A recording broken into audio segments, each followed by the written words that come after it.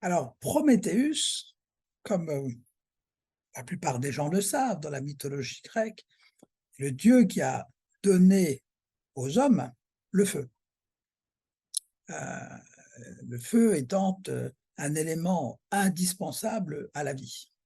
Donc, c'est un peu un clin d'œil à cette mythologie que l'IHU souhaite effectivement apporter la solution ou une solution importante au problème de santé publique que représente le sepsis, qui aujourd'hui, depuis malgré maintenant presque un demi-siècle de recherche clinique, d'essais cliniques sur différents types de médicaments, n'a pas véritablement abouti à des traitements efficaces, si ce n'est peut-être pour certains cas de sepsis, la corticothérapie. Donc, le sepsis, c'est la forme la plus compliquée d'une infection, c'est-à-dire une infection dont les mécanismes de défense, contre laquelle les mécanismes de défense sont dérégulés.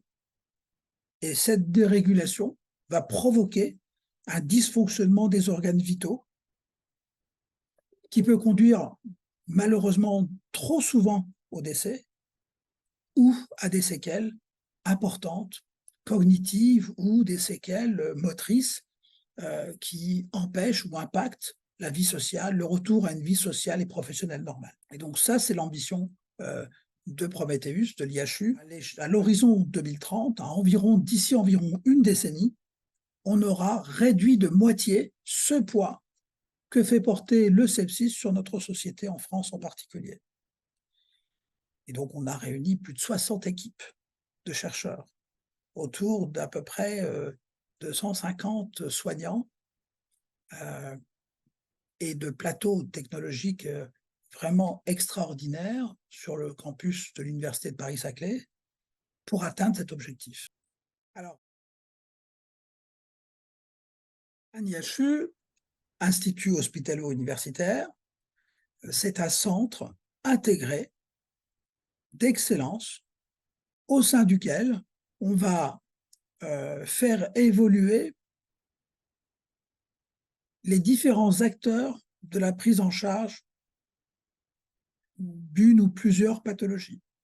Les différents acteurs, ça commence par les patients et leurs familles, leur entourage, les soignants, puis ensuite les chercheurs cliniques, les médecins-chercheurs cliniques, et encore un peu plus éloignés en principe du patient, les chercheurs plus fondamentaux qui travaillent sur des modèles précliniques, cellulaires ou autres.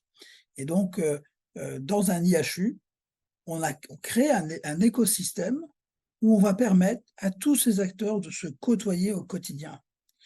Se côtoyer au quotidien, c'est vraiment très différent de réunir les acteurs à l'occasion d'un séminaire. Là, non, la vie professionnelle de ces acteurs se déroule au même endroit. Et donc, ça favorise les échanges, non seulement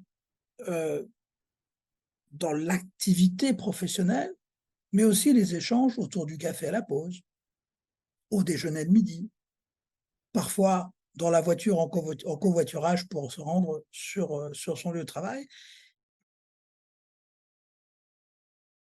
Alors, j'ai commencé par ça, en citant les acteurs, en commençant par citer les patients et leurs familles, parce que si le patient et son entourage familial n'est pas placé au cœur de l'IHU, alors on diminue les chances que l'IHU réponde aux attentes des patients. Ça, dans certaines disciplines, comme la rhumatologie, par exemple, se sont rendus compte qu'il y avait parfois des écarts extrêmement importants entre ce que le médecin pensait être un critère de jugement important et ce que le patient lui-même pensait être important pour sa vie, pour sa qualité de vie, etc. Et donc, c'est cet effort aussi.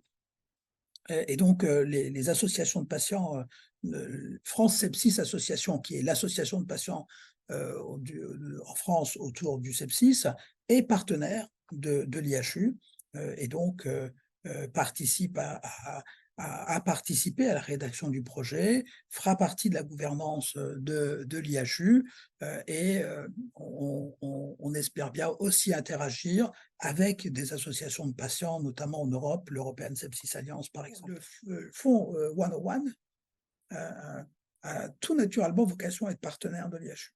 Alors,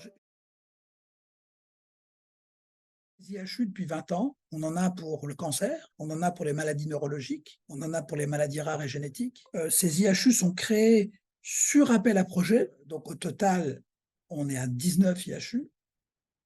Il n'y en a que 2 dans le domaine de l'infectiologie, mais on n'en avait pas dans le champ et dans le domaine de la réanimation et des soins critiques. IHU, c'est véritablement une histoire collective et un outil, un levier pour porter toute une discipline à un niveau de reconnaissance, à la fois auprès des pairs de la communauté scientifique, mais aussi auprès du public en général.